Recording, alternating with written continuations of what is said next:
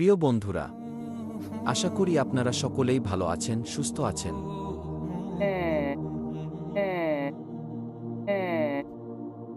ফেরাউনের লাশ থেকে কেন এই অদ্ভুত আওয়াজ বের হল?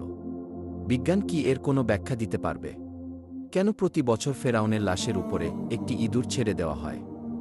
কেন ফেরাউনের হাতের নখ এবং চুল বাড়তে থাকে? জানতে হলে ভিডিওটি সম্পূর্ণ দেখতে থাকুন। ফেরাউন কোনো ব্যক্তি বিশেষ নাম নয়। ফেরাউন হল মিশরের তৎকালীন বাদশাদের উপাধি। পৃথিবীতে অত্যাচারী ও খোদাদ্রোহী শাসকদের মধ্যে ফেরাউন ছিল অন্যতম। ফেরাউন শুধু অত্যাচারী শাসকই ছিল না, সে নিজেকে খোদা দাবি করত। আল্লাহর পরিবর্তে মানুষকে তার এবাদত এবং পূজা করতে বাধ্য করেছিল। পবিত্র কুরআনের ২৭টি সূরায় সর্বমোট ৭৪ বার ফেরাউনের কথা উল্লেখ করা হয়েছে এবং খোদাদ্রোহী এই অত্যাচারী ফেরাউনের করুণ পরিণতির কথা তুলে ধরা হয়েছে। হজরত মুসা আলাইহিস সালামের কাছে ফেরাউন যখন যুক্তিতর্কে হেরে গেল, তখন সে ঘোষণা করল, আমি অবশ্যই তোমাদের হাত এবং পা অবশ্যই কর্তন করব এবং তোমাদের সবাইকে ফাঁসিতে চড়াব।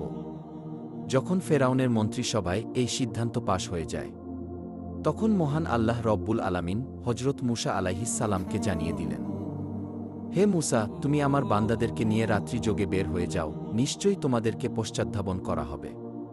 অতঃপর মুসা আলাইহিস সালাম যখন তার কওম বনী ইসরাইলকে নিয়ে রাত্রিবেলায় চলতে শুরু করলেন, যেতে যেতে তিনি লোহিত সাগরের পাড়ে চলে গেলেন। অনেকেই এটাকে নীল নদ বলে থাকেন।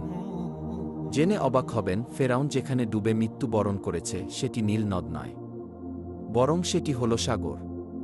বাহারে আহমার, রেড সি বা লোহিত সাগরে ফেরাউনের মৃত্যু হয়েছে। কেননা আরবিতে নাহরুন শব্দের অর্থ হল নদী, আর বাহরুন শব্দের অর্থ হল সাগর। পবিত্র কুরআনেও বাহার শব্দটি ব্যবহার করা হয়েছে।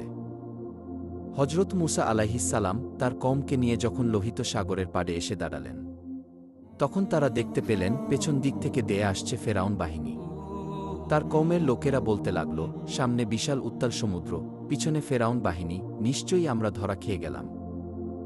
তখন মুসা আলাইহিস সালাম উত্তরে বলেন, কখনো না। নিশ্চয়ই আমাদের সাথে আমাদের মহান রব রয়েছেন, তিনি আমাকে পথ প্রদর্শন করবেন।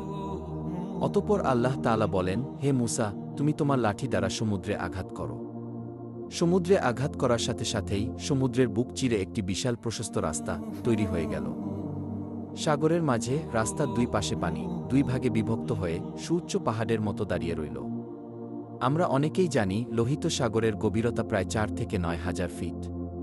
সুতরাং সমুদ্রের তলদেশের মাটি প্রকাশ পেয়ে দুই পাশের পানি প্রায় ৯ হাজার ফিট উঁচু হয়ে দাঁড়িয়েছিল। শুষ্ক সেই পথ দিয়ে মুসা আলাইহিস সালাম এবং তার